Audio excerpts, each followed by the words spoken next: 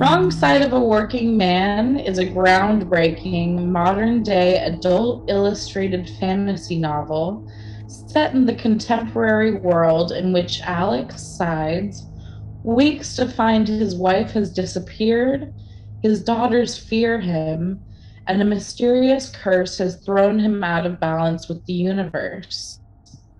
Set in the underbelly of Los Angeles, Alex discovers that 10 challenging tasks stand between him and a new start or total destruction. This modern day mythic tale was written by author, filmmaker, and artist Justin DiPego. Without further ado, here is Justin. Thank you. Thank you. I'm super happy to be here. Yes, it's modern, urban fantasy, very grounded in our real world. And before I begin reading, I want to fill in a few gaps. Our story so far. Our main character, Alex Cides, he's an electrician plying his trade across Los Angeles. He's a loving husband and father, but he has become just totally sidelined by sudden chronic pain. And this pain has brought on a terrible temper and a short fuse, which is uncharacteristic for him, but it's here nonetheless. The pain itself manifests as a spike in his neck. And the only escape he has from this pain is to gaze into the static on his TV and just let that sound wash over him. Of course, it's static because of his pain, he's lost his job and now the cable has been turned off. They can't watch TV. And then finally, because of his temper, he flips out at home. He breaks a mirror. That's a bridge too far for his wife. She takes their daughters and she leaves. And when she leaves him with this note, and this will begin our reading. Alex, the temper didn't come first, but it's here. It scares me. I'm taking the girls away. Don't look for us. I will call. We love you, Dara. He lasted 3 days. On the third day, Alex shuffled his way through the aisles to the electrical department. His new orange apron weighed on him like a backpack full of boulders, but he would make the best of this, damn it. He was starting at 0, but that's what he'd do if he had to. He told himself it was because of the work. The work dried up, then the money ran thin, then came the temper and the pain. And so work must be the answer. He'd prove it. And Dara would see. Dara would come back with the girls and they would be stronger for it. But that would be then. First, he had to start at 0. And this was 0. His shift started at midday, so most of the pros had already picked up their tools and materials, and the store was filling up with DIYers. On the way to his area, he stumbled upon a young woman, maybe 10 years older than Thea. She was wearing grease monkey coveralls with the sleeves cut off and the legs cut into shorts. Her hair was teal, and she had one Doc Marten poised on the lowest shelf. She froze when she saw him. "Can I help you?" he asked dutifully, trying not to sound like a parent who had caught a child red-handed. "I need a box of floor flanges, but the only one is up on the 3rd shelf." They both looked up at the box, enticingly out of reach, and they both knew what she needed. "This isn't my department," Alex offered, "but I can page someone to come with one of those step ladders."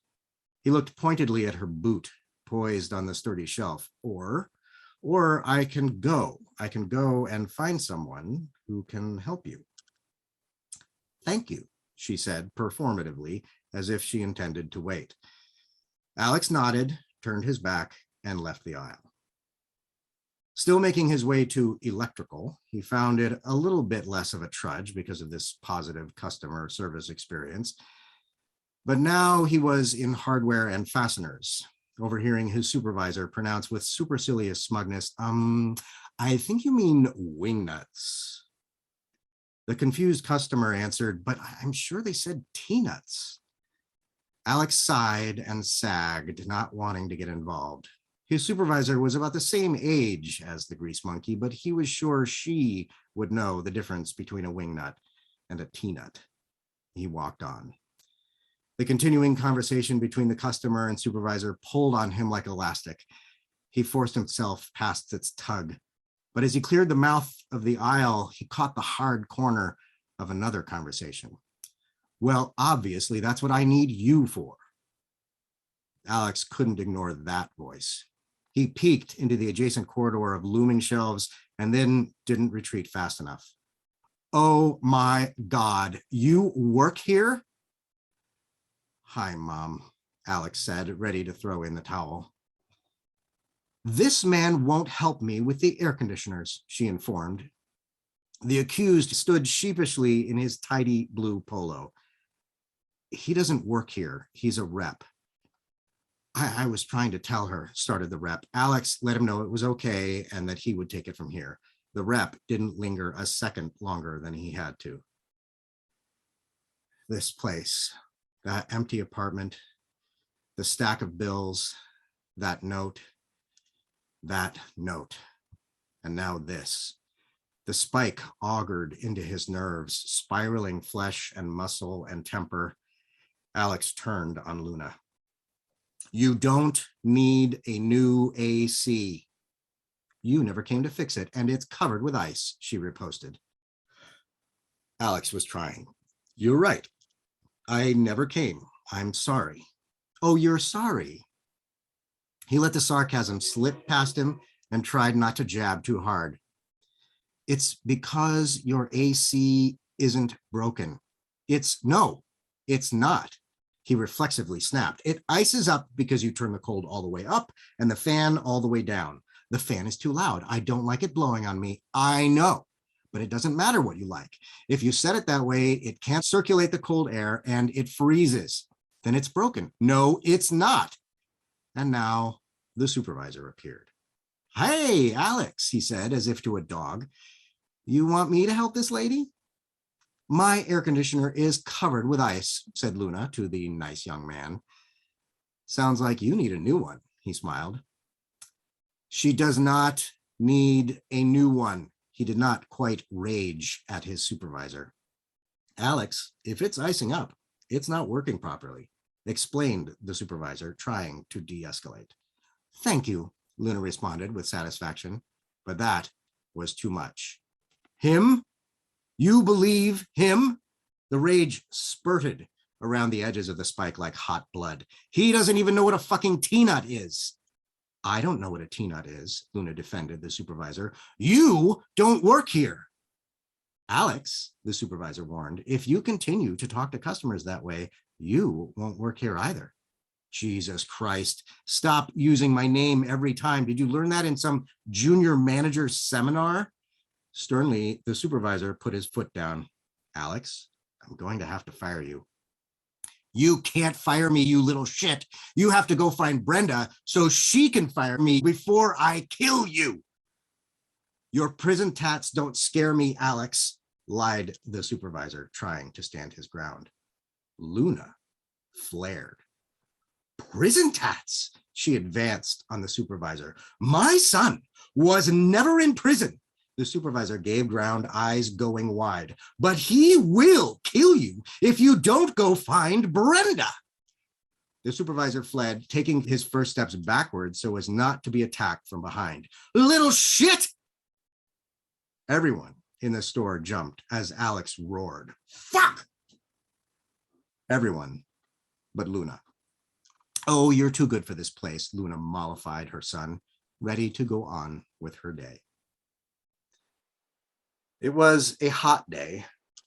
Alex sat in his truck, parked past an orange line in the lot that kept employee vehicles away from the store. The windows were up and he sweated in the still heat. The envelope holding his final check for 2.5 days' work grew damp in his hand, but he couldn't set it down. In his mind, it wasn't the check he was holding at all. It was that note. That note. He'd failed again. He felt the weight of that note in one hand growing heavier as Dara slipped away from the other hand, growing lighter. That other hand held his phone. The screen opened to her contact page, but he wouldn't press the call button and violate her further. As the terrible balance shifted around him, something he'd heard right here in this seat came back to him. Something he'd heard but not listened to. Something about balance. Miles away, colorfully painted 3- and 4-story brick buildings lined the block of a very old LA neighborhood. Murals decorated almost every appropriate wall, some of them by artists who were once famous. Graffiti marred a few of them, but not as many as you'd think. Los Angeles was a city before Spain lost its hold on Mexico, and the 44 founders of the pueblo brought their mestizo, mulatto, indio, negro, carrillo, and peninsularo languages and names to the territory. Whatever region of the city you're in, from Los Feliz to San Pedro, the streets and neighborhoods may have Spanish names, but you should pronounce them like a local, not like a Spaniard. In this particular neighborhood, not only were the street signs in Spanish, but the store signs too, and the ones that weren't were in Korean. Only the no parking signs were in English. As they always had, people walked here. A stooped old woman with bags in a wheeled basket trundled the broken sidewalk, navigating around the other pedestrians. Some were headed to work, some to shop, and some merely loitered with nowhere to go. There were sleepers on the concrete here and there, and a small number of hunters who moved only their eyes, looking for a fix or for something they could steal with the smallest amount of effort. Barely taller than the handle of her cart, the old woman took in every passerby, assessing how badly they might hurt her and how likely they might try. Still, even among the most rangy and hungry-eyed loafers, she felt unthreatened. She had buried 2 husbands, one of them literally, and seen a war ebb and flow around her. When the black beater pickup truck with ladders in the back jammed to a halt nearby and squeezed into a space too small for it, she didn't even flinch. But when the driver's door screeched like an owl and the serious-faced man who stepped down turned out to be white, she quickened her pace. The man slammed the truck's door behind him. The old woman was surprised to see him walk with determination into the small shop with a red, white, and green sign painted on the window that spelled out Botanica. A phalanx of votive candles guarded the door, flanked on one side by a spinning rack of cheerful greeting cards, and on the other by a statuette 3/4 the size of a man. Dressed in the robes of a cardinal or a pope, his vestments practically vibrated in livid paracrite green with white trim and sparkling gold filigree. The saint's neck ended in a crimson stump. Painted blood ran down the front of the flowing cassula. In its hands, it held a silver tray bearing its own severed head. The eyes gazed piously to heaven, and the mitre sat perfectly on the brow, pristine white. Gore gouted from the remnant of the throat, filling the tray and brimming over its lip. Sculpted drops of blood hung frozen in the act of spilling over the side to spatter the skirts of the cassock. Alex paused at the feet of the statue, reconsidering. When he decided to proceed deeper into the store, the soles of his shoes audibly cracked where they had bonded to something sticky on the floor. Probably just an old pool of blood, Alex dismissed. The air grew thick with frankincense and cinnamon and cardamom as Alex waded through chest-high shelves, displaying zip-top bags of herbs, multicolored rosaries, wooden, clay, and crystal cups, and a catalog's worth of items Alex couldn't hope to identify. He stopped at a dead end and retraced his steps to pick a different path through the confusion of displays. There was either faint music playing or a ringing in his ears. Finally, the labyrinth relented, and he saw the clear passage to the counter at the back. Behind the counter, a skinny old man stood on a stool to reach a high shelf. His hair was thick and rich and black, his skin the color of tobacco. Skinny arms like twine of knotted hemp ended in big hands with long, deft fingers. An overgrown and apparently forgotten mustache hid his mouth, but displayed expressions of its own. He ignored his customer, busy with a terracotta bowl shaped like a pregnant woman lying on her back. Concave instead of convex, her deep belly was filled with a vegetal concoction. The man sniffed it and announced in a rich, deep Mexican accent, 2 days, 3, needs to ferment. He placed the bowl on the shelf and said, now, as he turned to his customer. When he saw Alex, he almost dropped from his perch. Oh my God, he blurted. He hurried down from the stool and around the counter. Alex looked into his eyes, which were darker than his own, and spoke cautiously. I heard you on the radio. Good, said the priest emphatically. Alex hadn't known who to call. He'd tried to do it alone, but with that note in his hands, everything started to spin. And if he fell, there was no one to catch him. If she was right to leave, and she was right to leave, he couldn't go complain to a buddy. He couldn't call his mother. He had no workmates, no siblings. He wished he had a sister so he could get drunk and call her, and she'd be the only one he'd show his pain. Or if he were an alcoholic, he could worry about none of this, not even losing his family. He'd go home to the bottle. So what? So what if he ever made it right? But he was not an alcoholic, and making things right was his job. And then he remembered the resonant voice on the radio and desperately grabbed at that lifeline. The priest asked seriously, is it too late? For what? The man looked at him with gravity. Have you killed a man? Alex wasn't sure about coming here in the first place. Now he was sure he'd made a mistake. Still, he answered anyway. No. Come here, the man said, almost paternally. Oh, it hurts very much. Alex did not come, but he did ask, how can you tell? The man was not kidding when he said, you're the first Anglo to come into my botanica in 7 years. He squinted at Alex as if trying to focus. What is your name? Alex Cides. The man seemed pleased. That is a Greek name. Yes, it is, Alex said, a little surprised the old man knew that. So? He challenged. When the Greeks came to their gods, the man instructed, they brought offerings, sacrifices in exchange for their help. You're not a god. I am an oracle, said the man. The matter-of-fact magic in his tone and his eyes drew Alex in. What have you brought me? Alex told the truth. I have nothing. The thick mustache curled up in a smile. That is what you think, the old man said. My name is Baba. I think I've been waiting for you. Come into the back. And without waiting for Alex, Baba disappeared through a curtained door at the back of the shop. Already having come this far, Alex decided to follow. The entire back room was an altar and shrine. Candles lit the space. The air was close and still. The smells were even stronger. A funk of sweet and pungent spice rasped at Alex's nostrils and at the back of his throat. He blinked the sting from his eyes. Primary, secondary, and tertiary colors kaleidoscoped in his tears, then coalesced into figurines of saints and gods and demigods standing on every surface and in every nook. A tabletop covered in white linen stood against one wall, crowded with 12 stemmed glasses filled with water.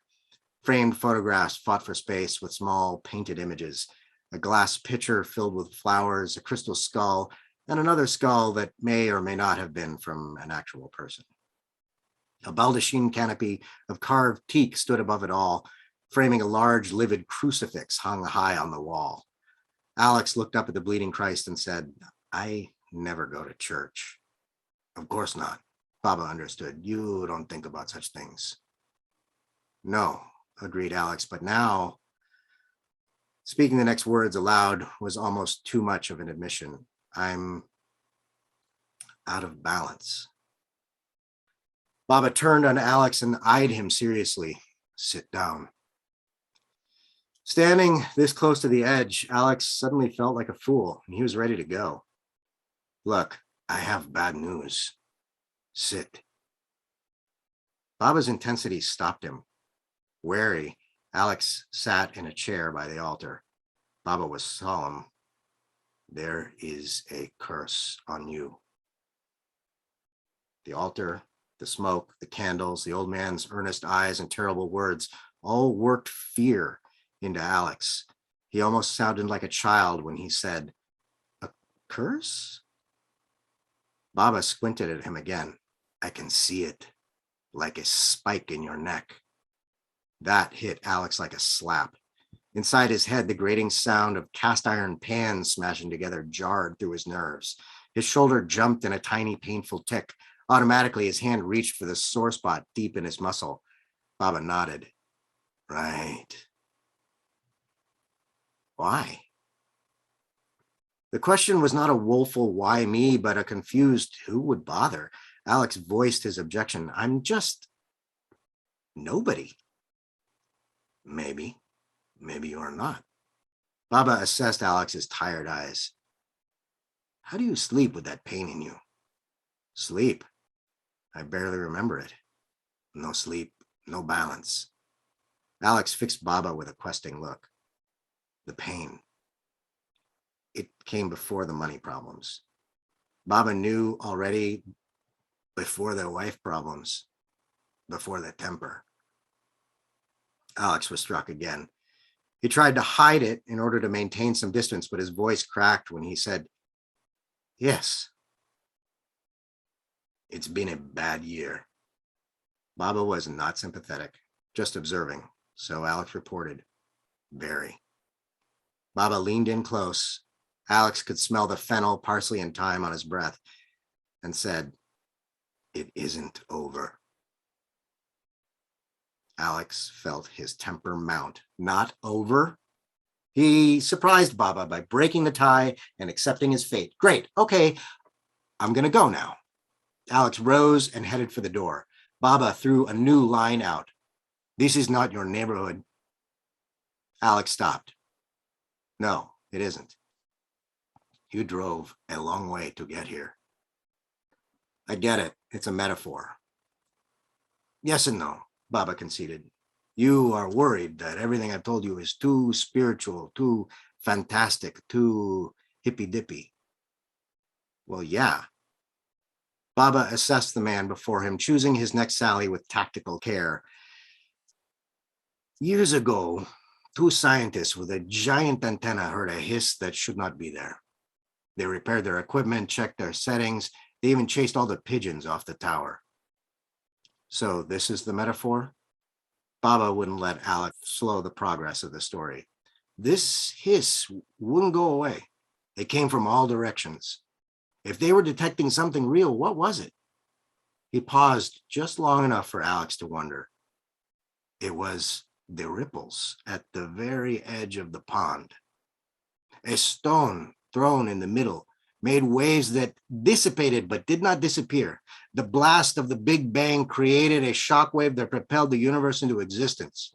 Over eons, the shockwave reverberated smaller and smaller, but it did not go away. It didn't even become invisible. It became the hiss and static you hear when you see your TV is tuned to no station at all. Again, Alex was struck by Baba hitting so close. This time it wasn't a hard slap, but a slow, icy tingling that spread from the smallest part of his brain to the tips of his fingers and made his face feel hot. My TV? It's all how you look at things. It doesn't matter if you call it spirituality or call it God or call it science. It is the universe. Alex was frozen, motionless with wonder, but looking back, he'd tell you he had nodded knowingly. You watch it like a camper watches a campfire, and the universe speaks to you. What does it say? Alex hadn't meant to whisper. Baba knew he had Alex now. He drew him in further. You can lift this curse. Acrid magic leaked out of Baba like cigarette smoke. Alex tried to ignore it, but the magic was too strong. Defeated, Alex sighed and asked, how? Gently, Baba prodded. Who has done this to you? Alex was perplexed. It's not the gods? No, answered Baba in the tone of someone teasing out, now you're warm, now you're cold clues. You know, but you won't tell me? Baba rushed to his own defense. No, that's not what I said. I will help you find out, but are you ready? Impatient and desperate, Alex blurted, just tell me. I can't, Baba apologized. You have to sacrifice. Alex's frustration mounted. I told you I don't have anything. You have a strong back, Baba corrected. You have arms and hands. You have a tradesman's wit. A what? You are a working man. You're damn right, Alex bristled. Baba smiled again. Work for me.